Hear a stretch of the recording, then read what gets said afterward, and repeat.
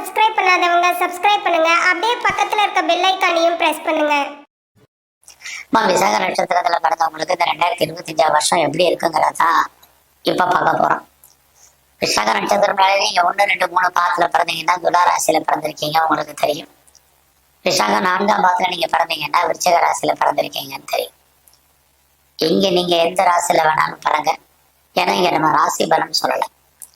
துலா ராசிக்கு தனியா வீடியோ போட்டிருக்கேன் பாருங்க. விருச்சிக ராசிக்கு 2025 எப்படி இருக்குன்னு தனியா வீடியோ போட்டிருக்கேன்.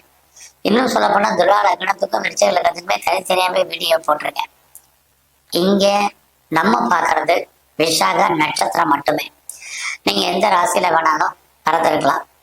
உங்களுக்கு எப்படி இருக்கும் இந்த வருஷம் அப்படி பார்க்கிற போது, இந்த வருஷத்துல முக்கியமா 4 கிரகங்களை இடம் மாறுறாங்க, அதாவது பயிற்சி ஆகுறாங்க. அப்படி பார்க்கிற போது திருக்கணித பஞ்சாங்கப்படி மார்ச் மாசம் 29ஆம் தேதி சனி பகவான் கும்பராசிலிருந்து மீன ராசிக்கு போறார். மே மாசம் 14ஆம் தேதி குரு பகவான் ரிஷபராசிலிருந்து மிதுன ராசிக்கு வர்றார். குரு பயிற்சியான ஒரு 4 நாட்களே ராகு கேது பயிற்சி. ராகு மீனத்திலிருந்து கும்பத்துக்கும் கண்ணியிலிருந்து கேதுவும் போறாங்க சிம்மத்துக்கும். ஆக சனி குரு ராகு கேது இந்த பயிற்சிகள் விசாக நட்சத்திரத்துல பிறந்தவங்களுக்கு எப்படி இருக்கும்? அவங்க இந்த கிரகங்கள் நிற்கக்கூடிய இடம், பார்க்கக்கூடிய இடம், அவங்க செல்லக்கூடிய நட்சத்திர சாரம், மற்ற கிரகங்கள் இது எல்லாமே கணக்கெடுத்து தான் பார்க்கணும். விசாகம்னாலே நீங்க குரு பகவானுடைய ஆதிக்கத்துல அனுகூலத்துல அனுகிரகத்துல பிறந்தவங்க.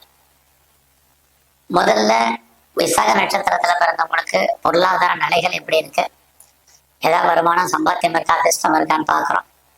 அதுக்கப்புறம் உங்களுடைய வேலை வாய்ப்புகள், அதுக்கப்புறம் உங்களுடைய பிஸ்னஸ் எப்படி இருக்கும், அடுத்தபடியாக உங்களுடைய கல்வி, உங்களுடைய மன வாழ்க்கை, குழந்தை பாக்கியம், இதை பற்றி எல்லாம் தான் இப்போ பார்க்க போகிறோம்.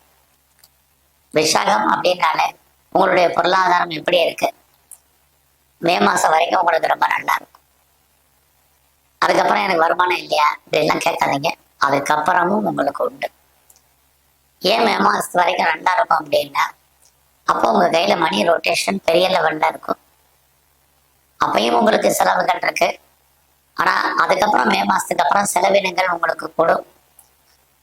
அதெல்லாமே உங்களுக்கு இருக்கு. குறிப்பா தேவையற்ற செலவினங்கள் அதிகமாகவே இருக்கும். அதனால வருமானம் எந்த அளவுக்கு இருக்கு அந்த அளவுக்கு செலவுகள் இருக்கு. ஆனாலும் கூட இந்த வருஷத்துல நம்முடைய வேலை வாய்ப்புகள் எப்படி இருக்கு, நம்முடைய ப்ரொஃபஷன் எப்படி இருக்கு, ஜாப் எப்படி இருக்கு, கரியர் எப்படி இருக்கு அப்படிங்கிறத தான் மெயினா பார்க்குறோம்.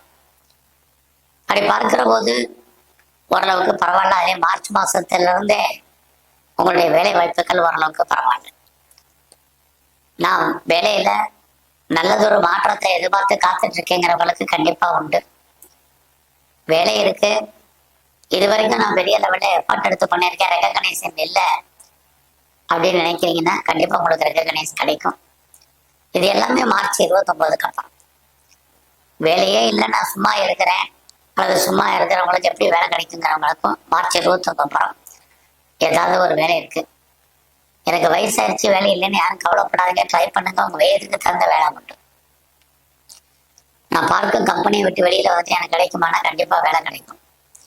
நான் பார்க்குற ஜாப்ல இருந்து நீ தூக்கிட்டாங்க வெளியேற்றிட்டாங்க கிடைக்குமானாலும் கிடைக்கும். எந்த அடிப்படையில போனாலும் உங்களுக்கு மார்ச் 29க்கு அப்புறம் நல்ல ஜாப், நல்ல வேலை, வருமானம். இங்க வேலைன்னா நீங்க எந்த ஜாப்ல வேணாலும் கவர்மெண்ட், பிரைவேட், ரெஃபிட்டர், கன்சர்ன் எதில் வேணாலும் ஒர்க் பண்ணுங்க, அது பிரச்சனையே இல்லை. ஆக ஜாப் நல்லா இருக்கா, உழைப்பின் மூலமாக வருமானம், இது நல்லா இருக்கு. அடுத்து உங்களுடைய வேலையில நான் பெரிய லெவலில் ப்ரொமோஷனை எதிர்பார்க்குறேன், ஏதாவது இன்க்ரிமெண்ட் கிடைக்குமான்னு முயற்சி பண்றேன், வேற ஏதாவது பெனிஃபிட் கிடைக்குமா அப்படின்னு நினைக்கிறவங்களுக்கு கண்டிப்பா இருக்கு. எனக்கு ஏதாவது இன்சென்டிவ் கிடைக்குமா, போனஸ் கிடைக்குமாங்கிறவங்களுக்கும் இது எல்லாமே மார்ச் 29க்கு அப்புறம் விசாக நட்சத்திரத்துல பிறந்தவங்களுக்கு இருக்கு. அதோட வேலையில எவ்வளவுக்கு எஃபர்ட் எடுத்து பண்ணீங்க அவ்வளவுக்கு உங்களுக்கு அங்கீகாரம் இந்த வருஷம் உண்டு. அது மட்டுமல்ல, வேலை மாறணும்னு நினைக்கிறவங்களுக்கு மே மாதம் 14ஆம் தேதிக்கு அப்புறம் வேலை மாற்றம் இருக்கு. நீங்க பார்க்கும் கம்பெனியை சேஞ்ச் பண்ணணும், ப்ரொஃபஷன் சேஞ்ச் பண்ணணுங்கிறவங்க தாராளமா பண்ணுங்க. அதற்கான சந்தர்ப்ப சூழ்நிலைகள் உங்களுக்கு அமையும். இந்த வருஷத்துல நீங்க ஏதாவது பிசினஸ் பண்றீங்களா, அந்த பிஸ்னஸ் எப்படி இருக்குன்னு பார்த்தீங்கன்னா நார்மலாக இருக்கு. ஒருவேளை நீங்க பார்ட்னர்ஷிப்போட பிஸ்னஸ் பண்ணீங்கன்னா பார்ட்னருக்கு கொடுத்தது போக தான் உங்க கையில் கிடைக்கும். இதுதான் இந்த வருஷம் யதார்த்தமான உண்மை. நீங்க ஒன்றுக்கு மேற்பட்ட பிஸ்னஸ், ஒன்றுக்கு மேற்பட்ட தொழில் பண்றவங்களுக்கு ஓரளவுக்கு பரவாயில்லாம இருக்கும். எப்போ பரவாயில்லாம இருக்குன்னா மே 14க்கு அப்புறம் உங்களுடைய தொழில் பெரிய லெவலில் எக்ஸ்பேண்ட் ஆகிறதுக்கான வாய்ப்பு இருக்கு. இந்த காலத்துல நீங்க ஏதாவது உற்பத்தி சார்ந்த துறைகள் இருக்கீங்கன்னா உங்களுடைய ப்ரொடக்ஷன் தந்தா நல்லா சேல்ஸ் இருக்கு, வருமானம் இருக்கு. மேனுஃபேக்சரிங் லைன்ல இருக்கிறவங்களுக்குமே இதே பலன் தான். விவசாயத்துறையில் இருக்கிறவங்களுக்கும் வருமானங்கள், மகசூல், லாபம், வருமானம், சம்பாத்தியம். நீங்க ஏதாவது சிறு தொழில், சுய தொழில் வீட்டில் வச்சுட்டு பண்ணக்கூடிய பிஸ்னஸ் பண்றீங்க, ஆன்லைன் பிஸ்னஸ் பண்றீங்க, பிளாட்ஃபார்ம் பிஸ்னஸ் பண்றீங்க, இது அத்தனையுமே இந்த வருஷம் நல்லா இருக்கும். எப்பல இருந்து மார்ச் 29க்கு அப்புறம் அங்க நீங்க இந்த தடவை எவ்வளவுக்கு முயற்சி பண்றீங்களோ உங்களுடைய சர்வீஸ்ல, அதாவது உங்களுடைய சிறு தொழில், சுய தொழில் வீட்டில் வச்சுட்டு பண்ணக்கூடிய தொழில், மறுபடியும் ஆன்லைன் பிஸ்னஸ், பிளாட்ஃபார்ம் பிஸ்னஸ், இது அத்தனையுமே ஓரளவுக்கு நல்ல டெவலப்மெண்ட் ஆகிறதுக்கான வாய்ப்புகள் இருக்கு.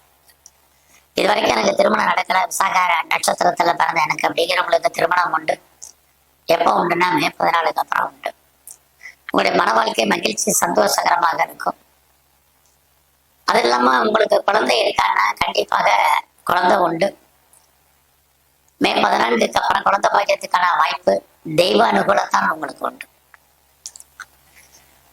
இந்த வருஷம் நம்முடைய பொறுத்த வரைக்கும் எஜுகேஷன் நல்லா இருக்கு. பட் எஜுகேஷன்ல கான்சென்ட்ரேட் பண்ணுங்க. உங்களுடைய ஹையர் எஜுகேஷன் நல்லா இருக்கு.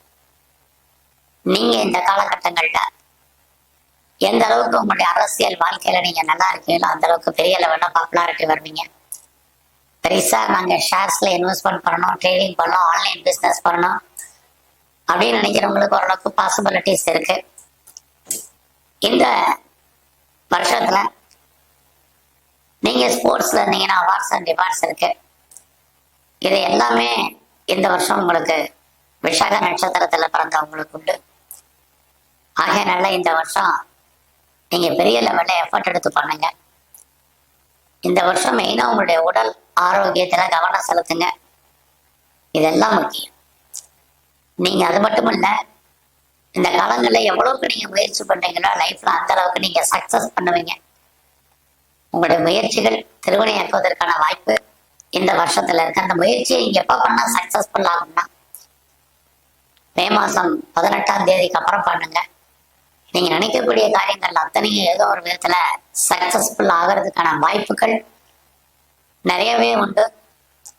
இந்த காலகட்டங்கள்ல நீங்க எங்கெல்லாம் விநாயகர் ஒரு வழிபாடு பண்ணுங்க, சனி பகவானையும் தரிசனம் பண்ணிட்டு வாங்க.